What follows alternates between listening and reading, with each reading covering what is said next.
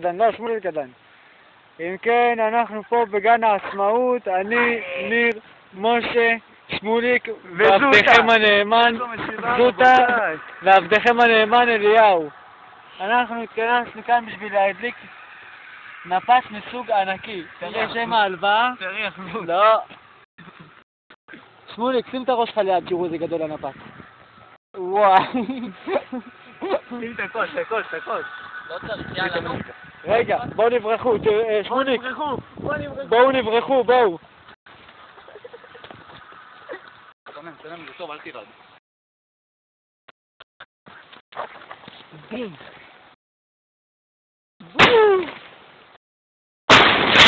וואי, אתה לא רציני. בום. אתם קולטים עכשיו לרוץ כולם! אש. משה בהלם.